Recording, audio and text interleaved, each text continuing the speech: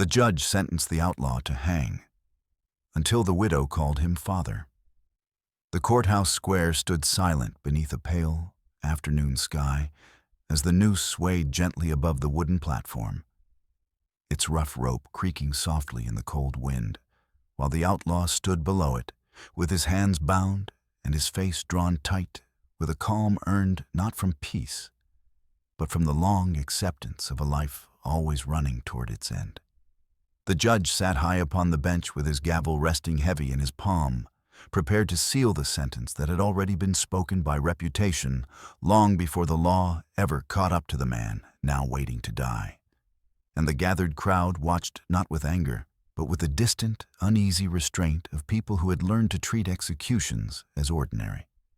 The charge was read aloud in steady voice: robbery, violence, defiance of the law.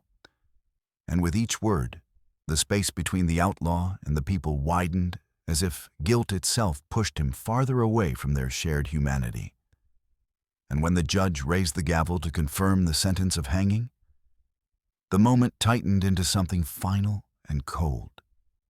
It was then that movement broke from the back edge of the crowd, where the widow had stood unseen beneath a dark shawl, her small shaking frame pressing forward through bodies that parted without understanding why, drawn by a force none of them yet recognized. Her face was pale, her breath uneven, and when she reached the front of the platform, her voice faltered at first beneath the weight of every eye turning toward her, yet when she spoke again, the words cut through the square with a quiet clarity that stunned even the judge where he sat, calling not for justice or mercy, but for a truth no one had expected to hear. She lifted her trembling hand toward the bound man and said simply that he was her father, the word falling into the open air with more power than the sentence that had just been passed. The outlaw's head lifted sharply at the sound of her voice, disbelief and recognition colliding in his eyes, as if the past he had buried had suddenly walked into the present without permission. And the crowd stirred not with outrage, but with shock, the certainty of guilt faltering beneath the weight of an unexpected bond. The noose swayed once more above the platform as the judge froze with his gavel still raised, the square suspended between punishment already chosen and a truth that threatened to tear it open. The judge lowered his raised hand slowly, not in surrender, but in the quiet instinct to see before he acted. And his eyes moved from the bound outlaw to the trembling widow below the platform, measuring the distance between law and the truth she had just placed inside it without warning. The crowd shifted in uncertain murmurs as the sheriff stepped forward a single pace, not to halt the proceedings yet, but to place himself where witness could become action if the moment demanded it. And from that place, he listened as the widow struggled for breath and then steadied herself enough to speak again. She told them that her mother had hidden her from the outlaw's life long ago, fearing the danger that trailed his name, and that only when she had grown into grief herself did she learn the shape of the man she had lost without ever knowing. A man who sent money when he could, who stayed away when staying would have brought ruin, and who vanished fully after her mother died, taking his sins with him into the open road. The outlaw stared at her now, as if seeing a ghost that had learned to breathe, his voice breaking once in disbelief as he spoke her mother's name beneath his breath. And the sound of that private truth passed through the square with a force no accusation could rival. The judge felt the weight of the moment shift beneath him, not into mercy yet, but into responsibility. For life no longer stood before him as a symbol of lawlessness alone, but as a father suddenly named by a living witness. He ordered the rope lowered and the sentence paused, not overturned, but suspended between a past that had already condemned the man and a present that now demanded to be fully seen before it could be finished. The crowd fell into a deeper hush as the widow was guided to the front by the sheriff, not as an intruder now, but as someone whose words had changed the meaning of what they had gathered to witness. And in that hush, the judge felt the first tremor of doubt about a verdict he had never questioned until that moment. The noose hung empty above the platform, its shadow still stretched across the boards where death had waited only breath before. But beneath it now stood not only an outlaw, but a father revealed too late to save himself without cost.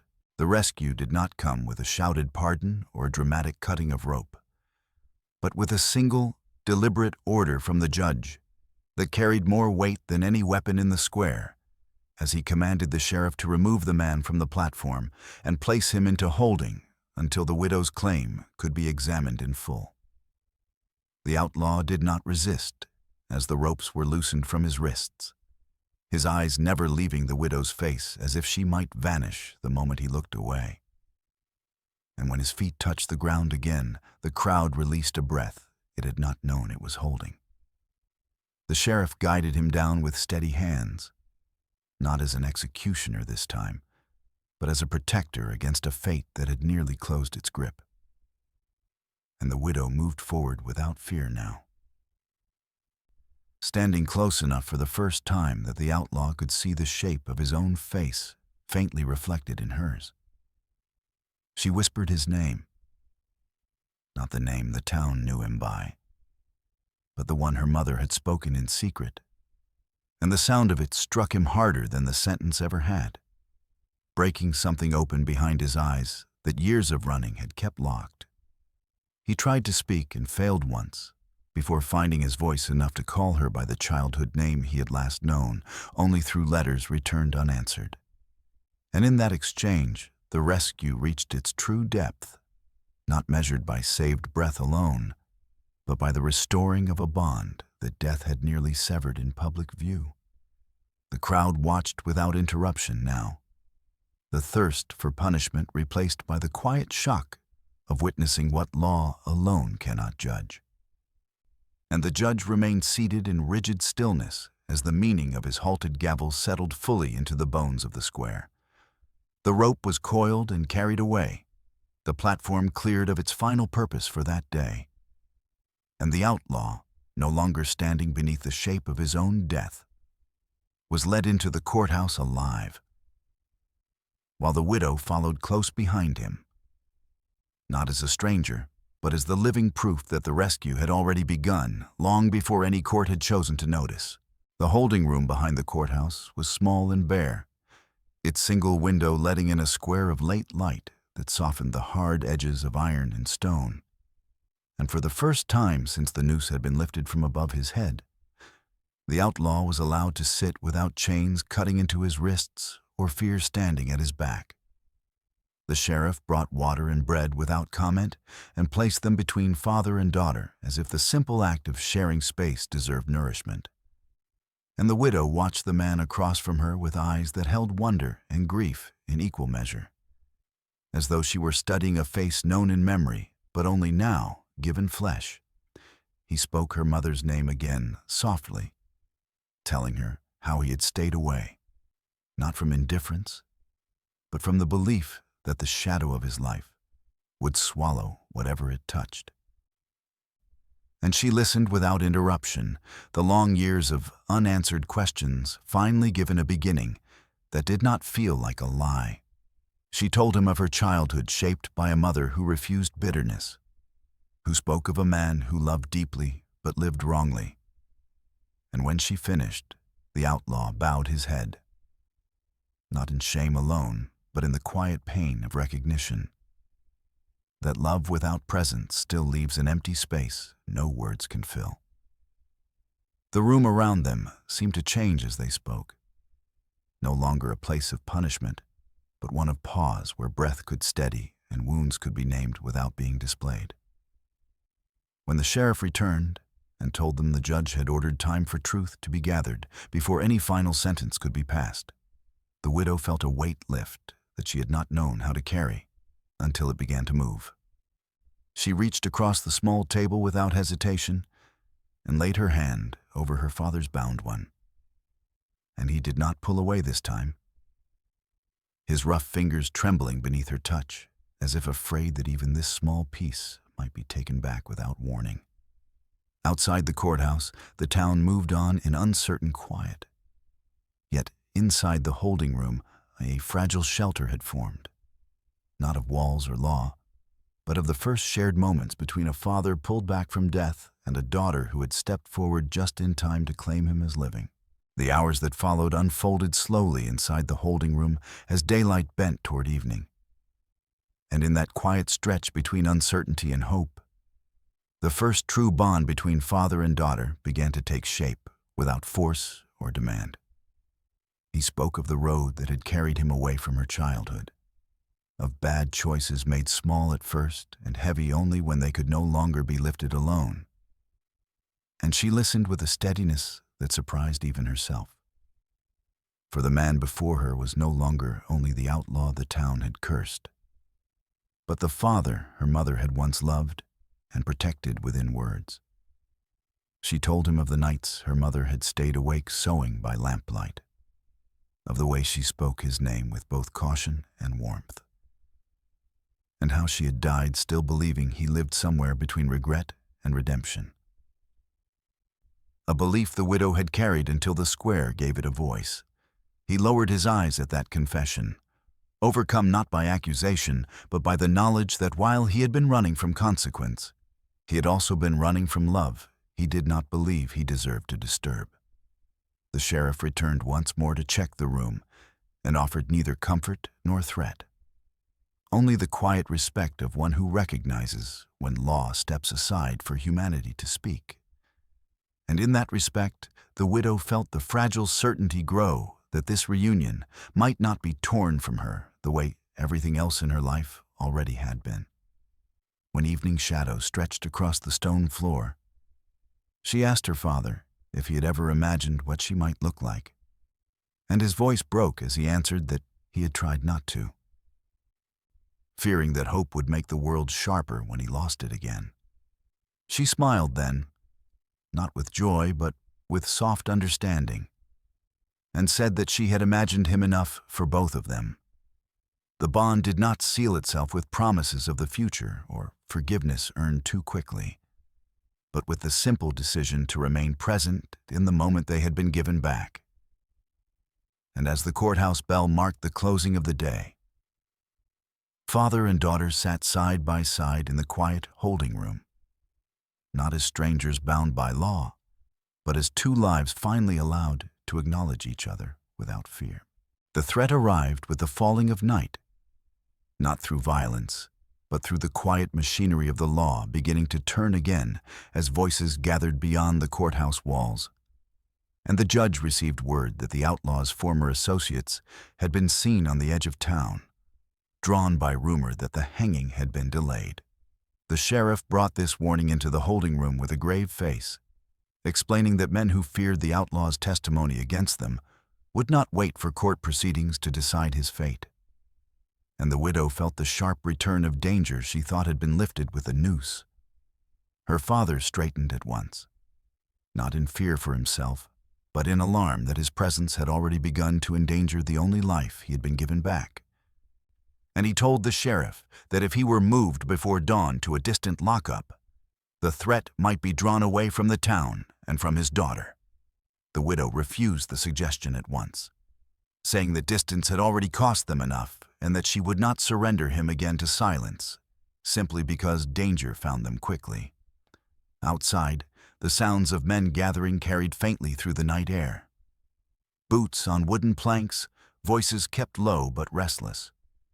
And with every passing moment, it became clear that the space between lawful order and mob justice was thinning.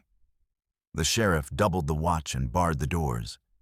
Yet even he could not promise that restraint would hold if the town's fear was stirred hard enough by those who wanted the outlaw dead before dawn.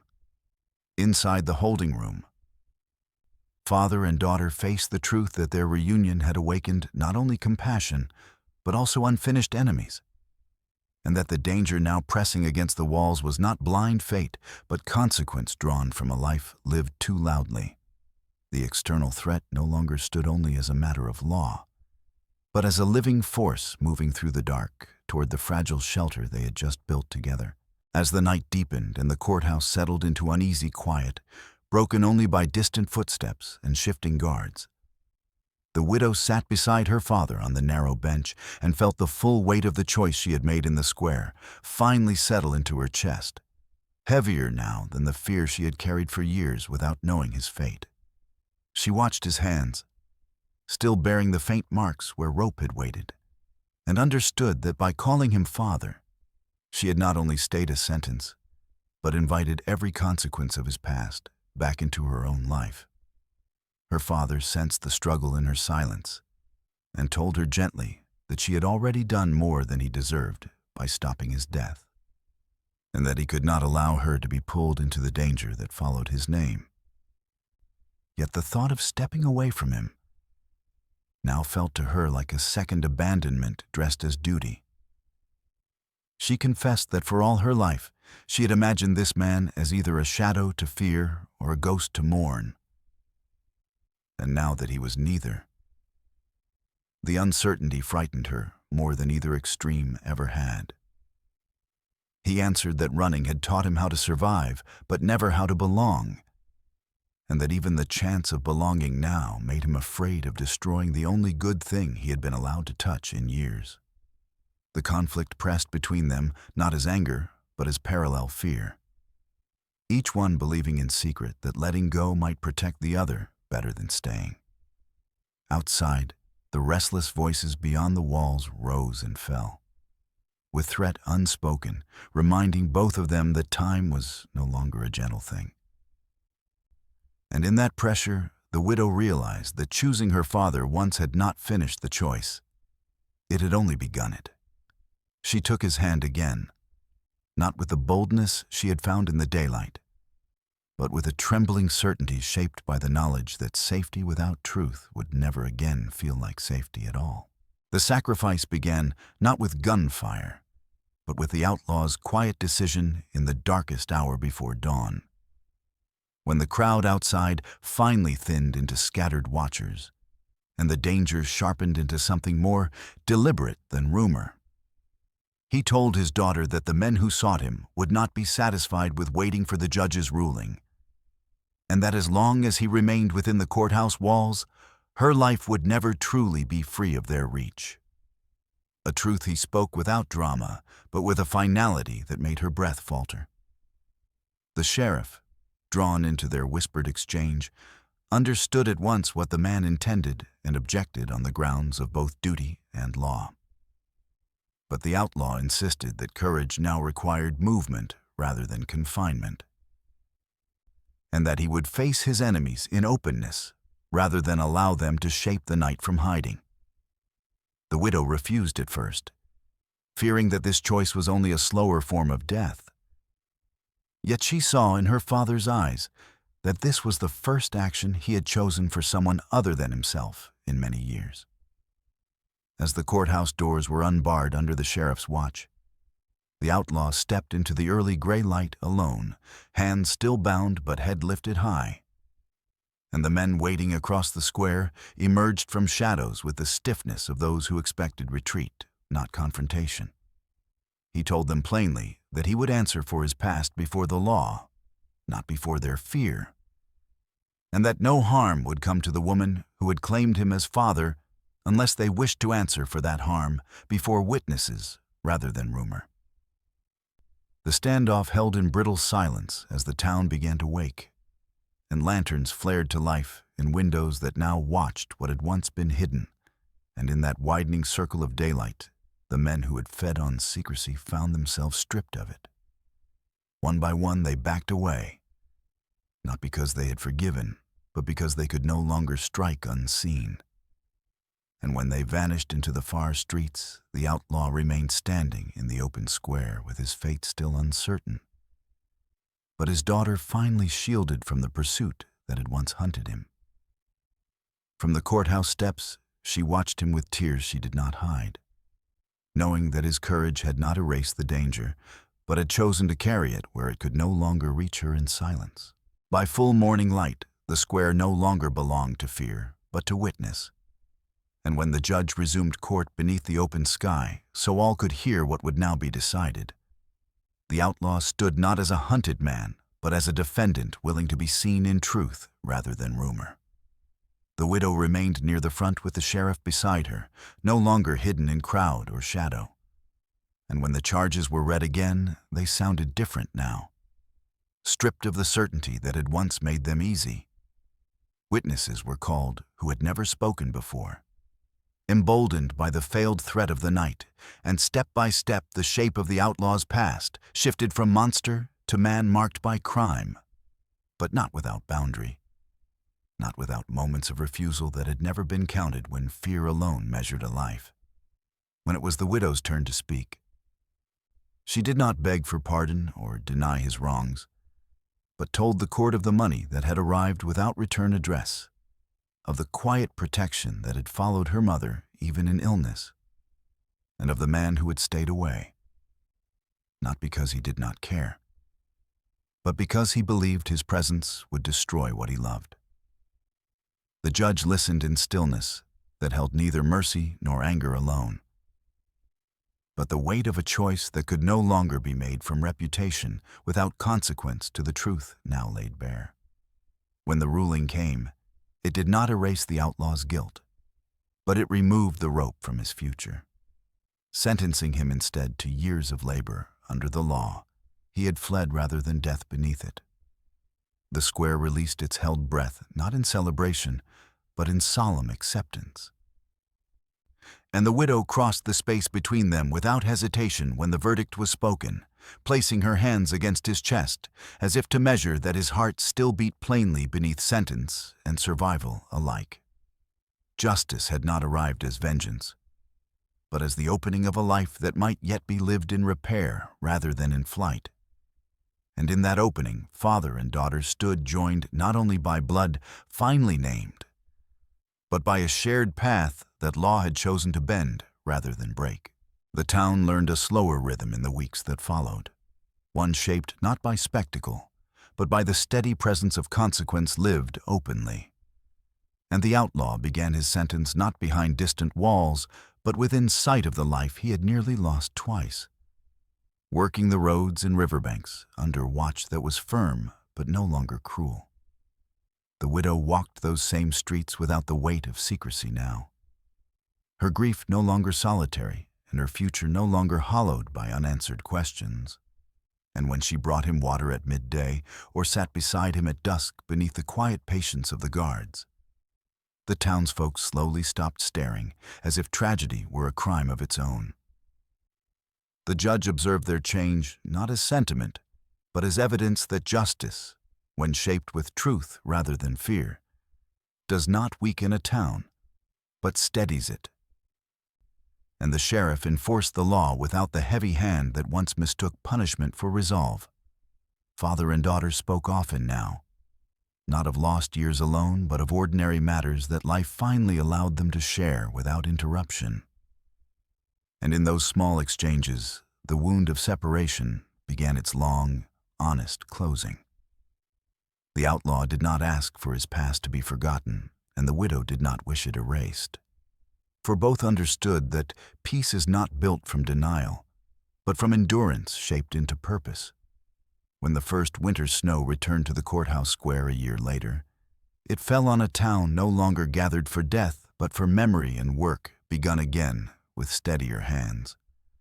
And the widow stood at the edge of the square, where once she had called a condemned man her father, now watching him return at the close of another day, not as a fugitive or a spectacle, but as a man counted, seen, and still becoming.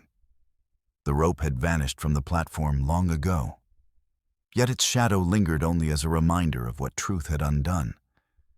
And in its absence, the town found not weakness, but a quieter strength shaped by the simple recognition that justice does not end a life when it allows one to continue with purpose. Sometimes the truth arrives only in time to save what still remains. Thank you for standing with this story of courage, repair, and belonging. May every second chance you witness lead to a life used for purpose and peace.